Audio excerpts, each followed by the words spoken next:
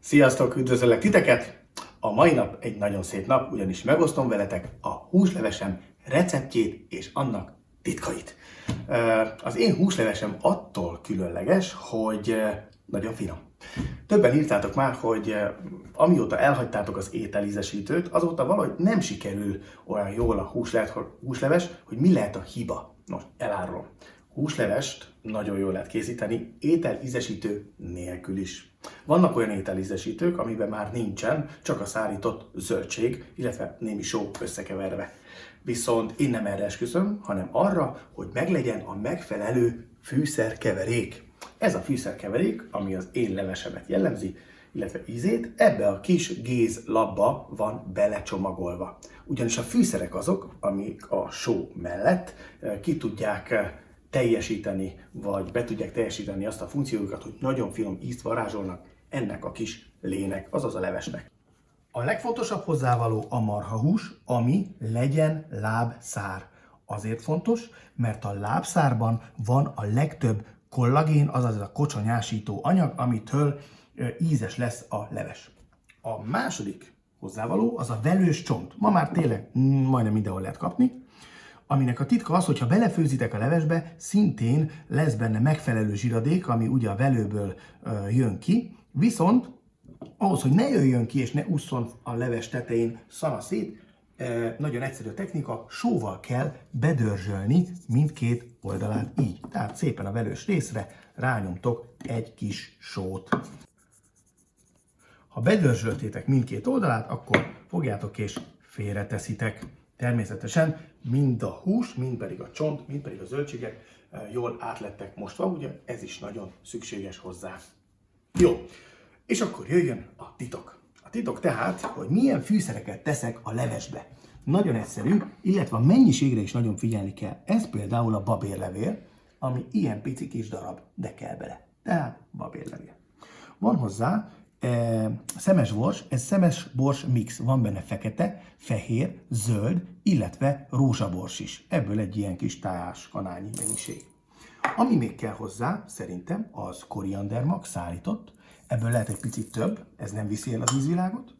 Akkor egy kis, mi ez?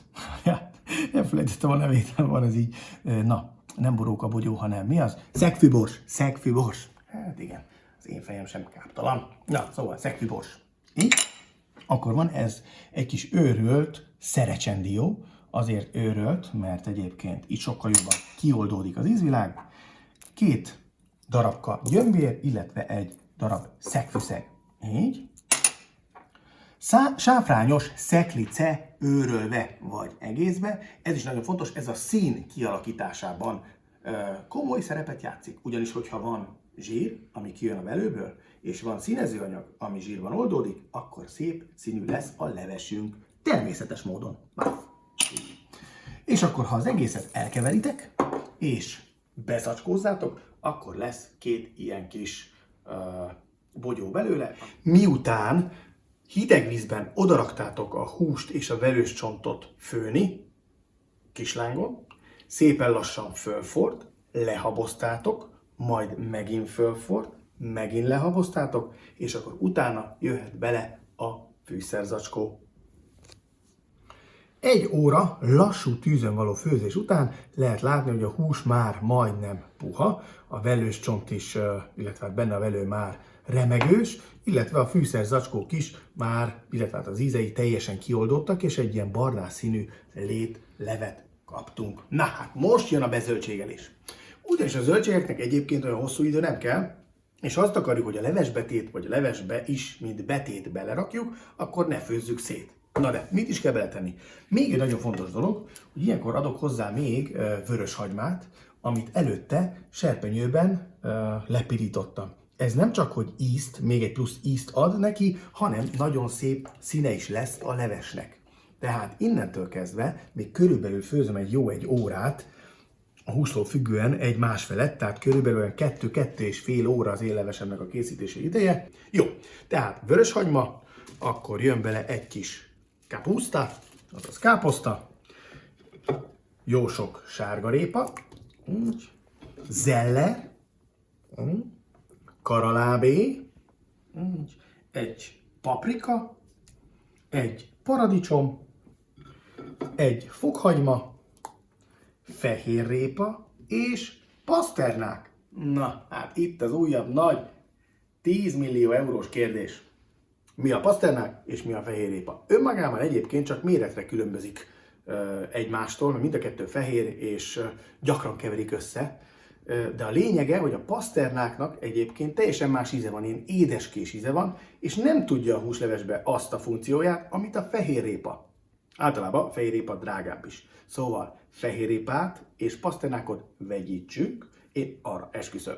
De csak pernaszták tésnálé, de léznes ne jezennek vadnea. Ez a cseh verzió. Tehát az a lényeg, hogy paszternákkal ne készítsétek, mert akkor nem lesz jó. Kell bele a fehérrépa mindenféleképpen. Jó, lehet beletenni, illetve ami még a zellerzöld és a petrezselyem, ami még a színt illeti, és az ízt, természetesen ez is kell bele. Na most, visszatesszük így kislángra, és főzzük újabb 1 órát.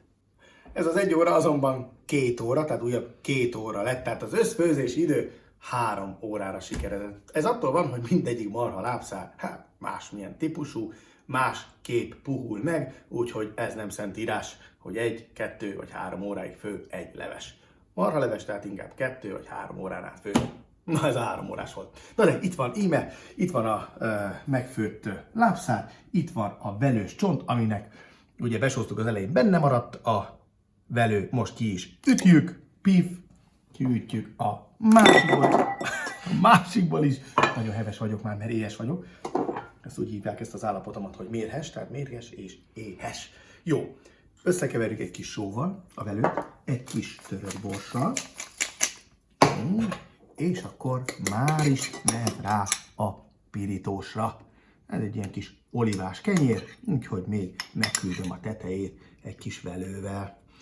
Ennek szerintem sok kedvelője van, megoszlanak róla a vélemények. Az 100%-ig biztos, hogy a koleszterint jól megdobja. Úgyhogy felhívnám a figyelmet, a túlzott, nagyon magas koleszterin szint viszont már nem olyan jó. Úgyhogy ezzel csak csinyán. És akkor nézzük a szupét, a levest, ami érdekes módon ugye nagyon szép színű lett, még annak ellenére is, hogy nem használtam hozzá ugye ételízesítőt, és amit az elején is mondtam, hogy a fűszerek, tehát a leveshez felhasznált fűszerkeverék adja meg a levesnek a tartalmát, ízét és hangulatát. Úgyhogy készítsétek el ezt a fűszerkeveréket, és a végén, mikor belekerült a lé a húshoz, amikor hozzákerült már nem tudok beszélni, annyira éhes vagyok, tehát amikor hozzáadtuk a leves, akkor jön a tészta, én most tésztaként, és akkor ez itt a reklámhelye, a csigatésztát használtam, méghozzá azt a csigatésztát, ami durum lisztből készült, így még nagyobb az ízélmény, mert hogy ezt a tésztát, ha puhára főzöd, akkor úgy nagyon kicsit még úgy res marad, és jó enni, összekóstolni a levessel. Na szóval most összekeverjük, és már ehetjük is. Jó étvágyat!